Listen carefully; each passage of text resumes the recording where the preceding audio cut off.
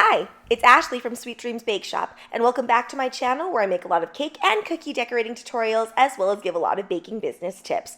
If you want my classic sugar cookie recipe, then go ahead and check out this video in the right hand corner. And for this cookie, it's quite large, especially this bubble tea one here, but I actually didn't have to change the baking time that much. I just baked it for a few extra minutes, and the key to making really large sugar cookies is making sure not to move them at all until they're fully cooled. And I tend to leave my cookies on the baking sheet because I often just dehydrate using my oven. If you want to know what I'm talking about, you can check out this video in the right hand corner. But basically, it's just to get those layers nice and dry so I can add things on top. Now, I wanted to make this a mint green type of bubble tea, so I made sure that the top part was all blocked off with white because, of course, that's kind of representative of the clear lid. And then I'm going in with this mint green color. So I'm going to be using two different types of royal icing texture today. The first type I'm using here is what is called pipe and flood consistency. And basically what it is it's loose enough so that we can get everything all smooth together. You can't see any definitive lines. At first you can see a little bit of something, but eventually it all smooths out. And in a nutshell, the basics of royal icing is if it's not thick or puffy enough, you need to add a little bit more meringue powder.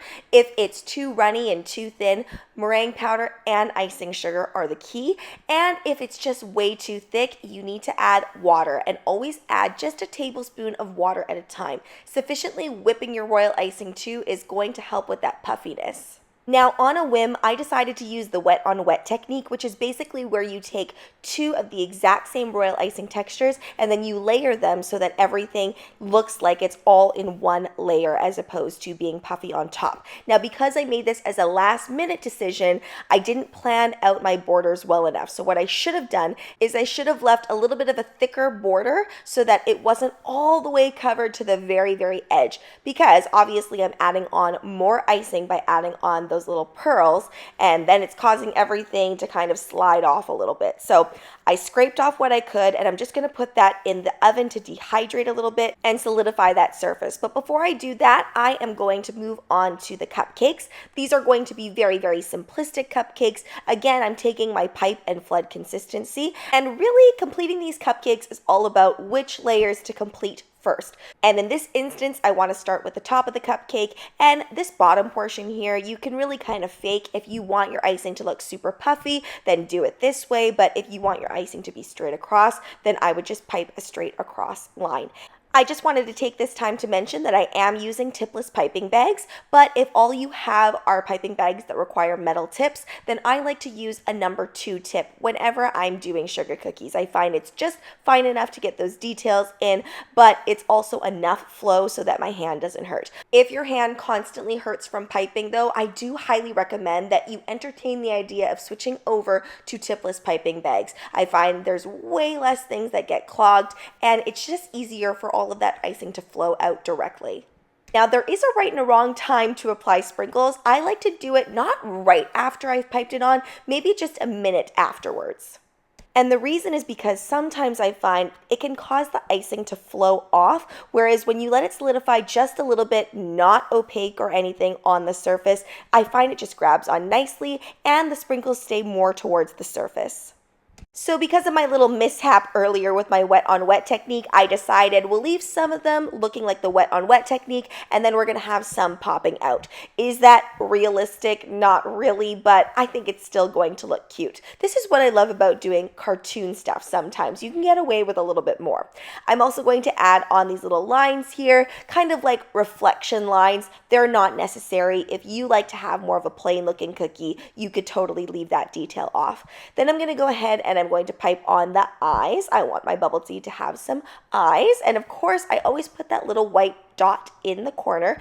I just find sometimes it looks a little beady if I don't do that, but again, you could skip that step. And to pipe this little smile, what I'm actually doing is I'm piping that on there and lifting that bag up. That's how I always find it's easier to get that curved look for a smile. And you'll notice here that I've let those other pieces solidify up by dehydrating them. We're really just getting that surface to solidify, and then I'm going ahead and filling it in. This way, I technically don't have to draw draw any more definition on there. I could just leave it as is. I actually do end up putting in a little bit more definition with some piping icing lines, but you could honestly skip that. I didn't have a specific plan or design for the cupcakes. This was for a birthday, so I just decided to throw them in because I had some extra dough. So I'm doing some swirly lines. I did a little drip on that last cupcake you saw. Again, when I'm dropping those swirls, I really am lifting that piping bag up pretty high and then letting my piping bag do the work. It really is about making sure that you're applying even pressure throughout the bag so that you're releasing that icing at the same time. I should also mention that for the swirly details and this extra detailing you're seeing here on the cupcake liner, I'm using a piping consistency for the cupcakes. It's a lot thicker than the pipe and flood consistency, but it's not quite to the level of if I were doing, for example, 3D royal icing roses. It's not that thick. It's just a little bit thicker so that we get a little bit more definition. Going back in here with a pipe and flood consistency, I want to put all the sprinkles on this straw here, so I'm just filling this in. Really, really important that when you're filling it in, you're not getting rid of that definition that you created, especially prevalent when you're making things that have straight lines like that. Now I have my giant board. Really important that when you're doing such a large cookie, like that bubble tea cookie, that you have a good backing for it. If you don't, chances are it will break. So you definitely need to make sure that you have some sort of board to adhere that to. And I just adhered all of these things with a little bit of royal icing. Now I'm going in with some petal dust and giving these all a little blush. I decided to forego a mouth on the cupcakes, but you could easily add in a mouth here or there on some of those cupcakes too. I think it'd be really cute if they had different expressions as well. Now I'm going in with my writing, and I'm just writing Happy Birthday, Vinny. This was for my sister's friend. She just said, do you have something that you could whip up? And I was like, oh, I have a ton of sugar cookie dough, so I'll make her this really, really cute bubble tea cookie. Now let's get into the pricing of this cookie, and normally I just give you a concrete price that I would charge. However, because I really honestly wouldn't sell cookies in this small of an amount, so I would say that it would be a $200 Canadian minimum spend, and it would be a starting price of $4.25 Canadian per cookie. Now let's get into the subscriber submission of the video. This is a stunning cake. I absolutely love it. They have tons of cakes that are gorgeous, so be sure to go and check them out. And if you want to be the next subscriber submission of the video, then please follow me at SD Bake Shop on Instagram, where you can either tag me in a photo or send me a photo. Any and all dessert levels are welcome. Thanks so much for watching, guys. Don't forget to like, share, and subscribe so you can be part of the Sweetie fam. Right now, I'm uploading weekly, so make sure you hit that notification bell so you know when I upload. Also, be sure to comment, request, or ask a question. I love hearing from you guys. Bye!